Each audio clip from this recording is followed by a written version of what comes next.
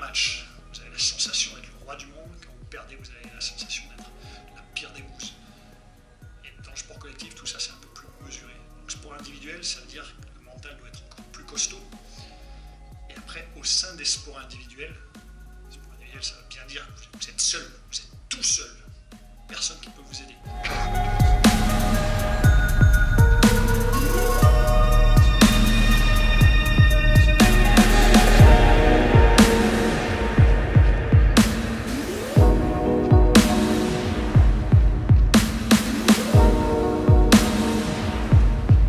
Au sein des sports individuels, on va parler un peu sport de raquette.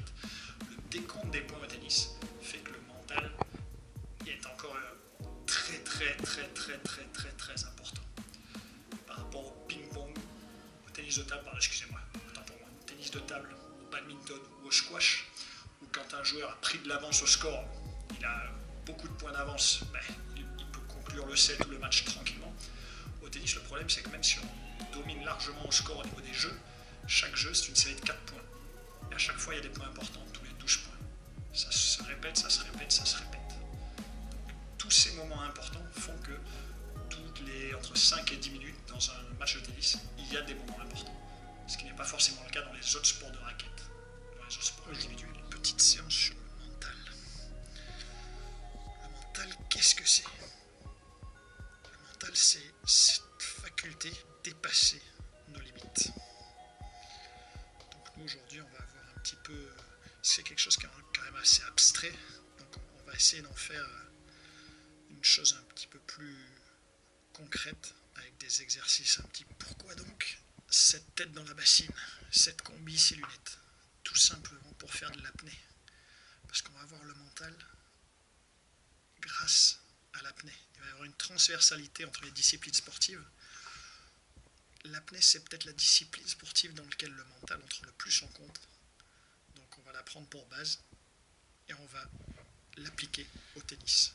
Dans l'apnée, il faut rester maître de son corps, grâce notamment à un grand contrôle de la respiration et un contrôle du rythme cardiaque. On va respirer, justement pour ensuite ne plus avoir à respirer, on va avoir un rythme cardiaque qui diminue. Et tout ça, ça va amener un grand calme intérieur. C'est ce calme intérieur auquel nous, on va essayer d'aspirer pendant notre match de tennis, pour rester dans notre bulle, pour être complètement imperméable aux perturbations extérieures, et pour qu'on ne s'occupe que de ce qui dépend. De quoi va-t-on s'inspirer dans l'apnée au tennis pour la préparation mentale? Mais on va parler de ces 4 domaines. Et ensuite, on verra comment on peut les appliquer au tennis et quels petits exos il est possible de faire.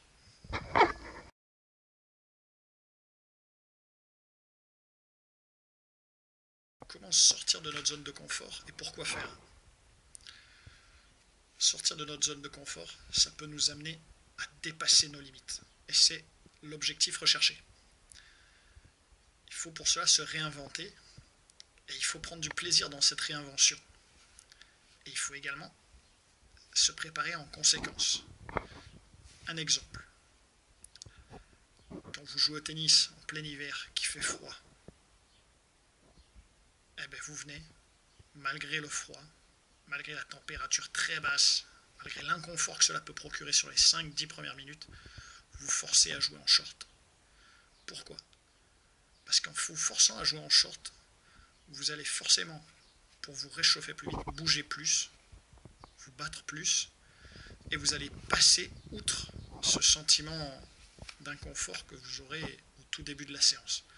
Et vous allez ainsi dépasser vos limites. Après, ça peut être aussi, lors d'un match d'entraînement par exemple, avec un partenaire, vous sortez de votre zone de confort. Si vous êtes un joueur de fond de court, vous vous obligez sur ce match, votre objectif, ça va être de monter au filet. Si vous êtes un joueur de filet, vous obligez sur ce match à jouer du fond, à faire 0 faute. Tout ça pour sortir de votre zone de confort, de votre jeu habituel, de travailler des choses sur lesquelles vous êtes moins à l'aise, et donc de vous renforcer, non seulement techniquement, mais aussi mentalement, puisqu'il va falloir passer outre la frustration que vont engendrer les ratés que vous n'allez pas pouvoir éviter.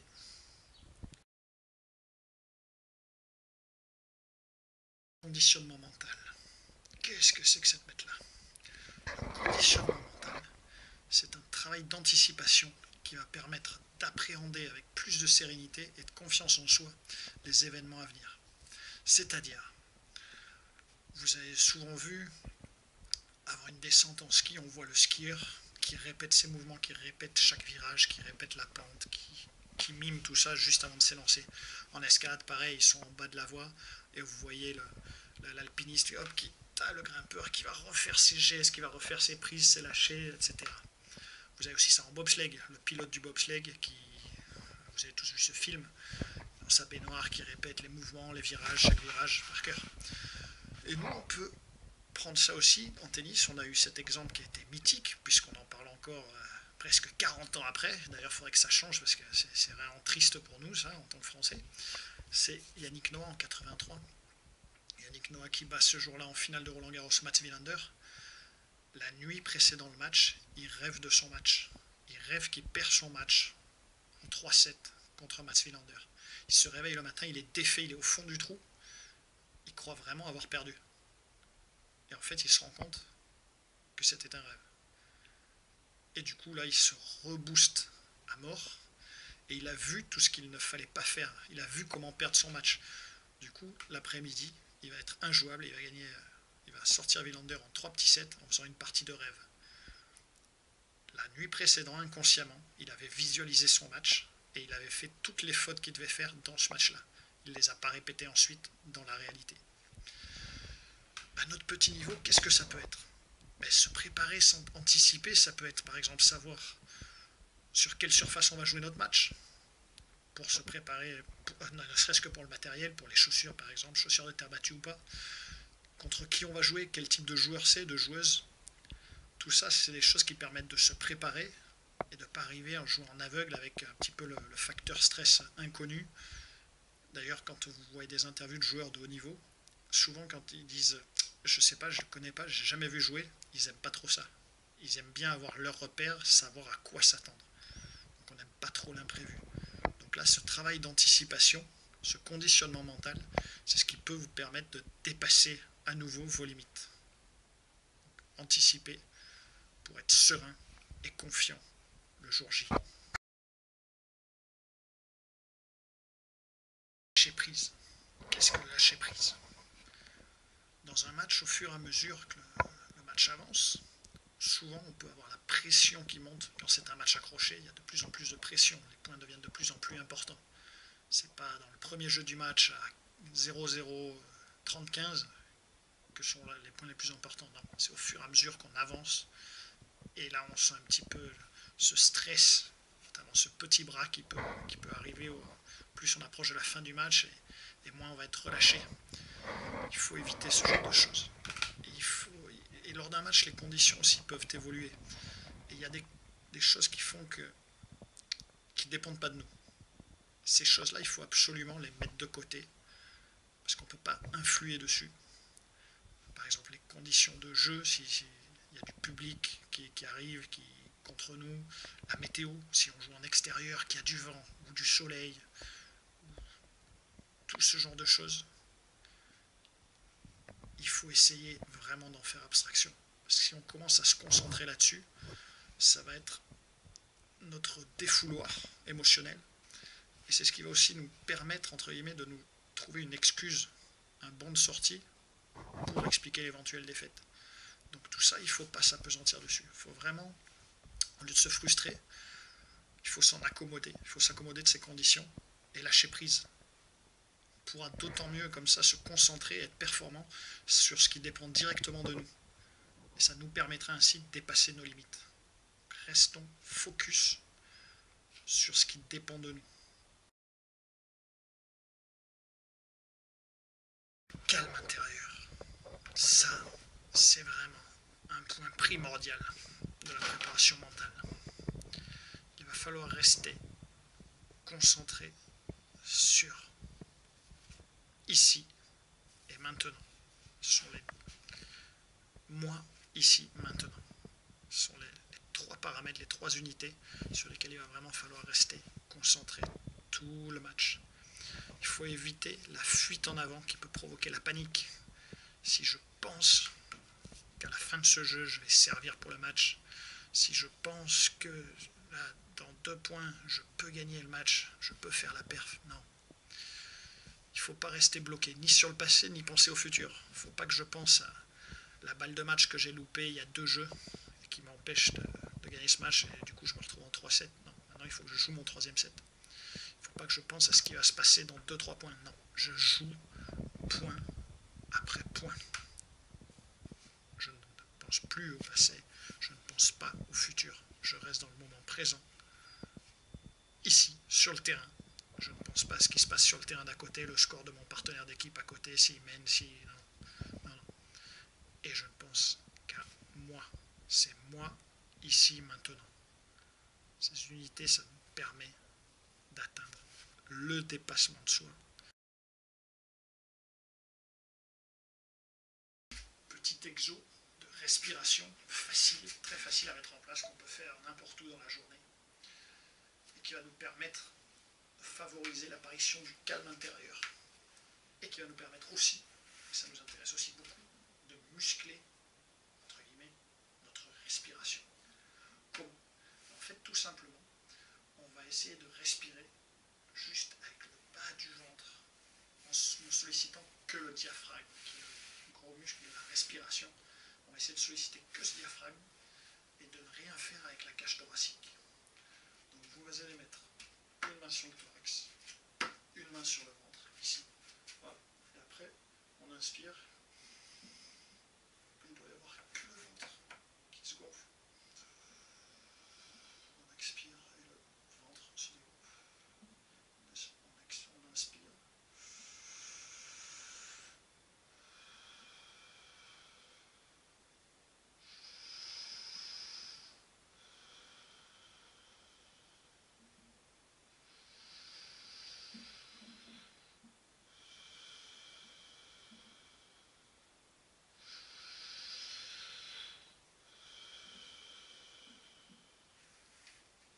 Il faut essayer de prendre conscience de respirer avec cette partie-là, ici, de solliciter le diaphragme, et ça va muscler notre respiration. On va se retrouver moins vite essoufflé, on va avoir une entre guillemets, capacité pulmonaire un peu plus importante, et ça permet de dépasser. C'est le physique, c'est 90% du mental. Le tennis se joue en apnée avec une phase de rétention et une phase d'expiration violente.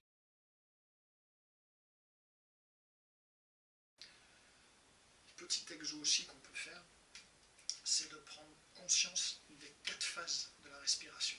Quand on respire, il va y avoir une phase d'inspiration, une phase de rétention, poumon plein, une phase d'expiration et une phase de rétention, poumon vide. Donc ce qu'on peut faire, c'est essayer de prendre conscience de ces 4 phases et les faire durer chacune d'elles 4 secondes. Donc je vais respirer. 4 secondes.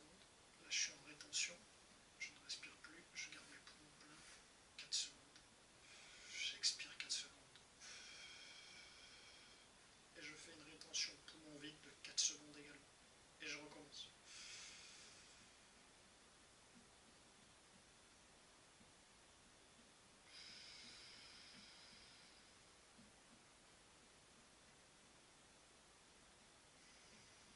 Voilà, ces petits exos, ça permet de garder le calme, de favoriser ce calme intérieur, cette concentration, de rester centré sur soi-même. Puisque le tennis, c'est un sport comme l'apnée, où c'est vraiment de l'introversion. Il faut rester centré sur soi, et il ne faut surtout pas s'ouvrir à ce qui nous entoure, il faut rester dans sa bulle, concentré.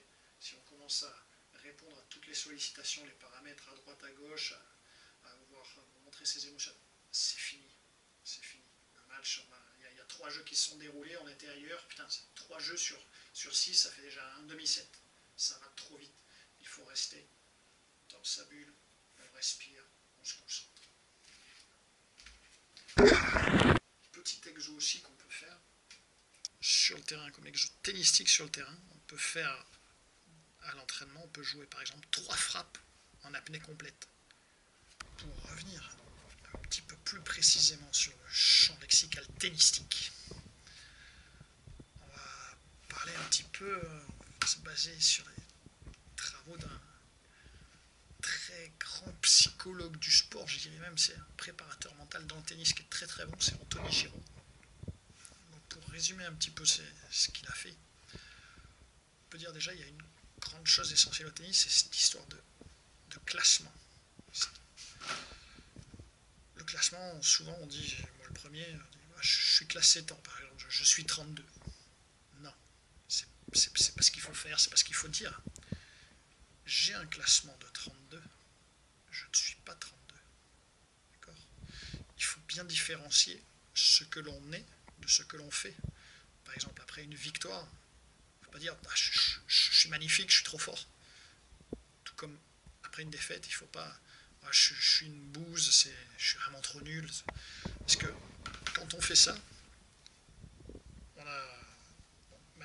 on devient complètement émotionnellement, c'est les montagnes russes. On est au firmament un jour, on est au 36e dessous un autre jour.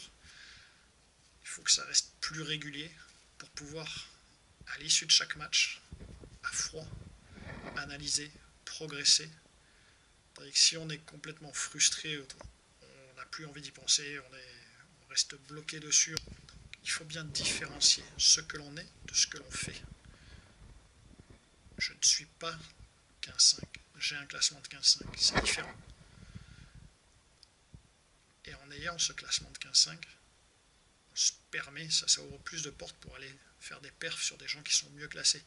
Si on se dit je suis 15-5 et qu'on va jouer un 15-4 ou un 15-3, ah il est 15-3 ou 15-4, intrinsèquement on va se dire, inconsciemment on va se dire, il est plus fort que moi, il est mieux classé que moi, il est plus fort que moi. Ah, il est comme moi, il a 2 bras, 2 jambes et il a un classement de temps.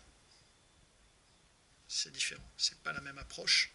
Et inconsciemment, qu'on le veuille ou non, il y a des facteurs limitants, tandis que d'autres personnes ont des croyances qui sont plus favorisantes. Avant un match, il va falloir se définir un plan mental simple et clair qui ne dépend que de soi, avec des objectifs qui doivent dépendre de nos actions que l'on entreprend pour les atteindre, et non pas des objectifs qui ne dépendent pas que de nous. Par exemple, l'objectif de gagner ou de perdre. On n'a jamais comme objectif de perdre un match, mais l'objectif de gagner le match, malheureusement, ça ne dépend pas que de vous. Il y a l'adversaire qui rentre en jeu. Donc c'est pas un objectif en soi qui est facilement réalisable.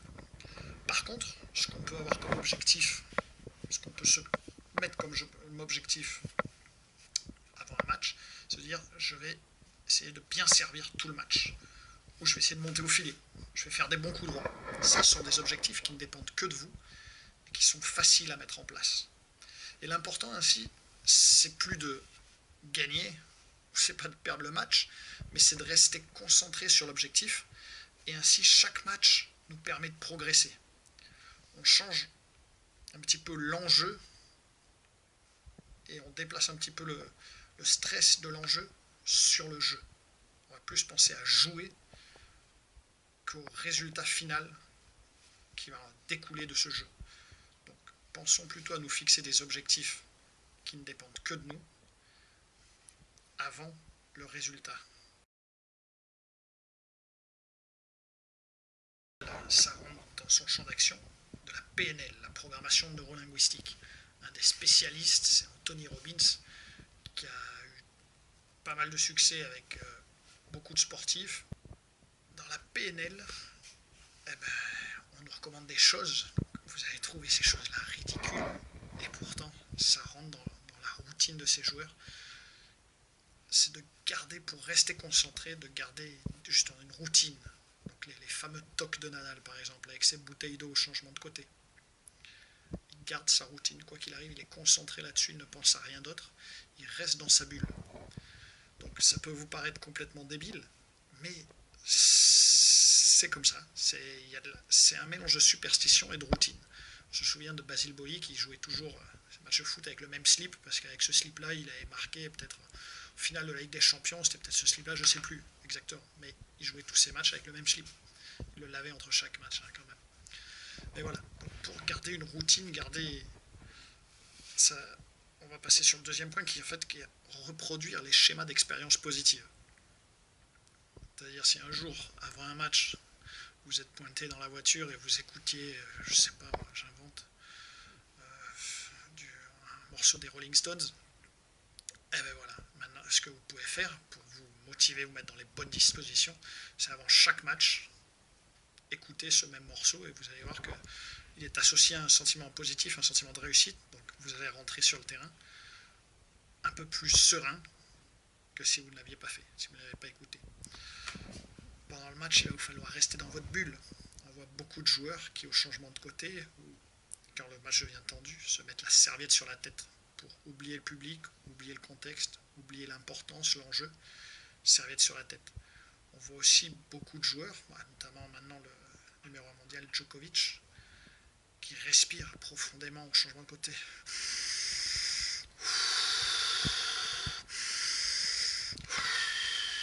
Voilà, on le voit, il reste concentré, il s'aère, il s'oxygène. Et moi, il y a un joueur qui m'avait marqué quand j'étais gamin, j'avais vu faire ça, c'était Henri Lecomte en finale de Coupe Davis. Le mec mène 2-7-0 face à Sampras, qui était numéro 3 ou 4 mondial, alors que Lecomte était lui-même 168e mondial. Il revenait de blessure, il n'avait pas joué depuis 6 mois. Il est sur le terrain, il mène 2-7-0, il joue un tennis de folie, il va servir pour le match. Noah lui parle au changement de côté, on le voit au changement de côté, il s'oxygène à mort. Il est shooté à l'adrénaline, shooté à l'oxygène. Et on sent qu'il a besoin de ça pour rester calme, pour bien jouer son dernier jeu de service, pour calmer les rythmes cardiaques. Sinon, il partirait, il ferait n'importe quoi. Le mec a besoin de ça pour se calmer.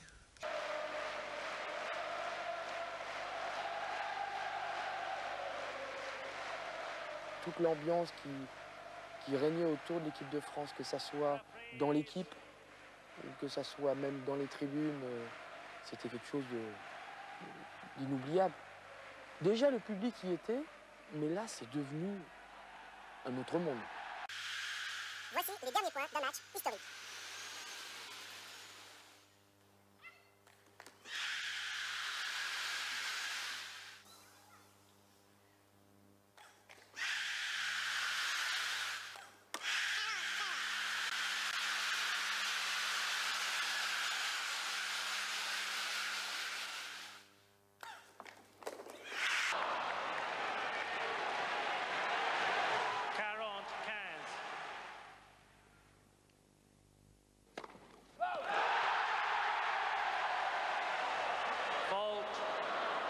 Silence, s'il vous plaît. Silence, s'il vous plaît.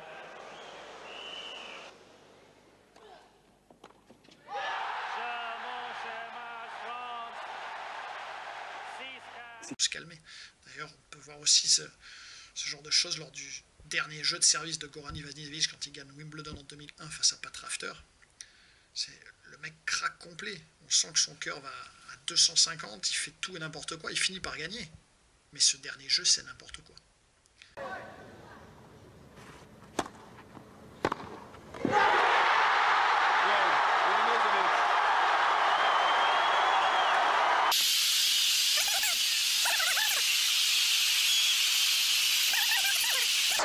Version of AAA baseball in Heilbronn, Germany. It felt like he had about an hour to line that one up. Championships. And with his father watching, we're told, although it's hard to believe his mother now can't be watching, he split Croatia. He serves for the Wimbledon Championship. Thank you. Thank you. Players are ready. Quiet, please.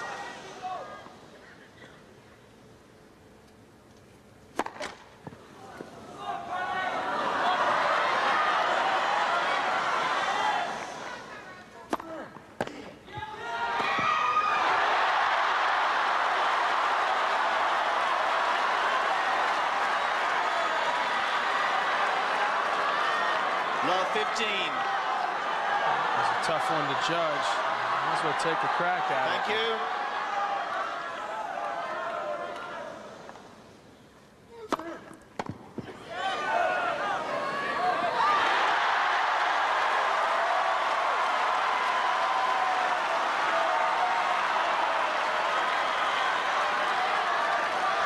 15-all.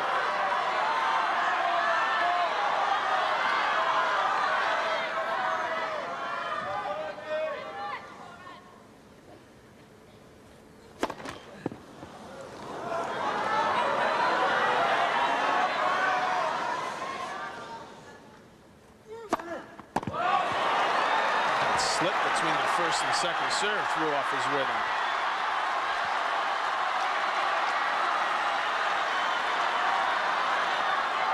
$15-30.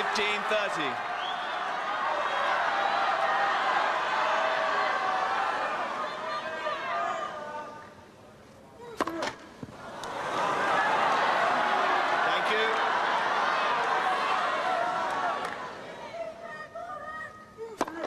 Next, second service.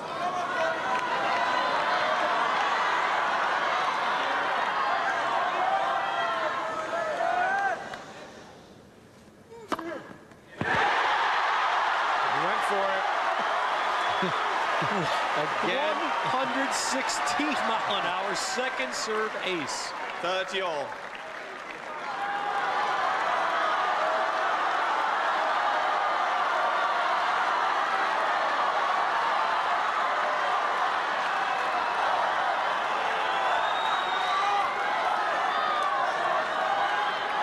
Rafter broke Agassi in the semifinals when Andre served for the match. He's at 30-all.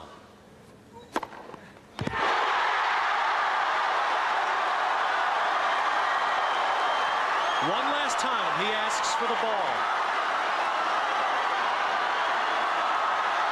40-30. And a prayer on championship point.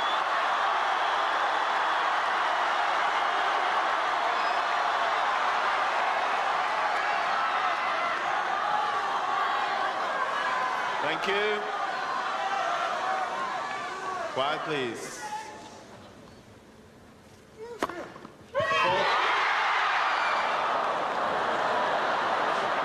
Thank you. Audience balk.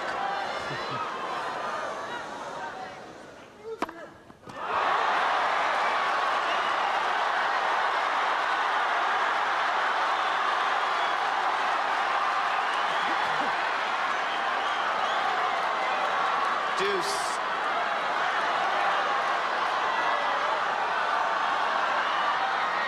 Thank you. Quiet, please.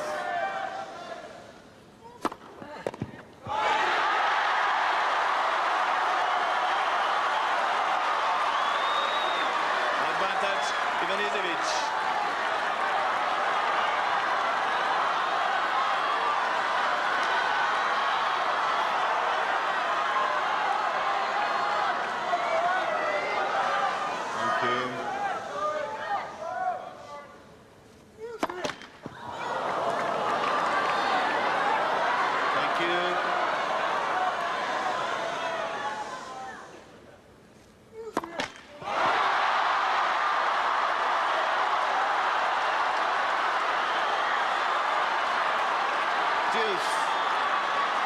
Play a factor here. 3 double faults in this game. 2 on championship points.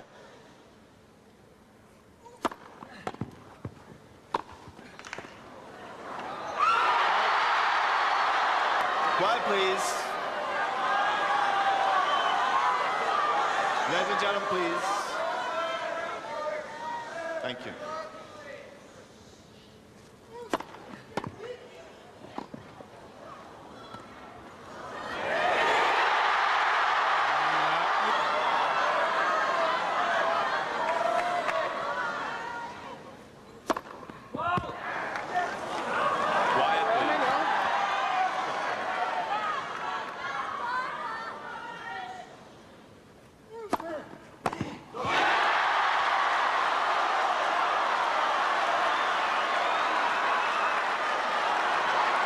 Advantage Ivanisevic.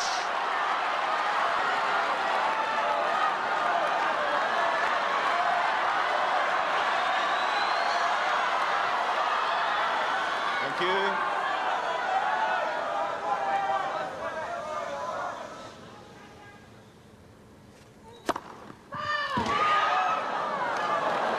Quiet, please.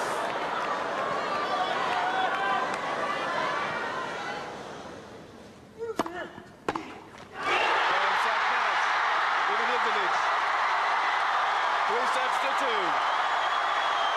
6-3, 3-6, 6-3, 2-6, 9-7.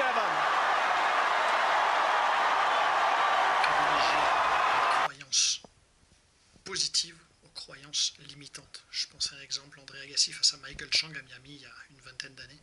Grand vent ce jour-là. Agassi rentre sur le terrain, perd le match. Et en conférence de presse, après, il dit « J'ai toujours pensé que les jours de grand vent, les joueurs qui avaient le meilleur jeu de jambes étaient avantagés. » C'est une croyance limitante. Pourquoi ? Parce qu'avant même de rentrer sur le terrain pour jouer son match, il pensait déjà perdre et savait déjà pourquoi il allait perdre. Parce qu'il pensait que son adversaire avait un meilleur jeu de jambes que lui. Et donc, finalement, il explique à tout le monde après le match qu'il avait raison. Il a perdu, mais par contre, il avait raison. Il sait pourquoi il a perdu. Son adversaire était plus fort au niveau du jeu de jambes. Donc, grâce au vent, il a gagné. Ça, ce sont des croyances limitantes. Il faut vraiment justement les limiter un maximum et avoir plutôt des croyances positives qui vous permettent de vous dépasser et non pas de vous chercher une excuse pour expliquer une future défaite. Je pense à... Je suis sorti hier soir jusqu'à pas d'heure. J'ai oublié mes chaussures ce matin, j'ai oublié ma raquette. Tout ça, inconsciemment, ce sont des trucs qu'on dit ou qu'on fait, des actes anodins qu'on fait pour expliquer la future défaite, pour nous mettre à l'abri d'une future défaite. On a perdu, oui, mais c'est parce que il s'est passé ça. Après, on peut garder aussi pendant tout le match un mantra dans la tête, ce fameux mantra, moi, ici, maintenant. Je reste concentré là-dessus, sur moi. De toute façon, le tennis, c'est un sport égoïste, égocentrique. Vous devez penser qu'à votre gueule. Donc c'est moi, c'est ici sur le terrain, et c'est maintenant. Je ne pense pas au point d'avant, je ne pense pas au point d'après. C'est le point qui est maintenant. Et ça permet une concentration intense qui permet le dépassement de soi. Il faut garder aussi un langage corporel positif. Il faut éviter de montrer à l'adversaire qu'on en bave. C'est un peu comme au poker, c'est du bluff. On reste toujours positif, on reste positif. On montre qu'on n'est pas touché, qu'on n'est pas coulé. Et dans le même esprit, on va essayer de se battre sur tous les points pour montrer à l'adversaire qu'il doit en faire encore plus. Toujours plus, toujours plus. Ça va le pousser à la faute. Après un match, posez-vous les bonnes questions.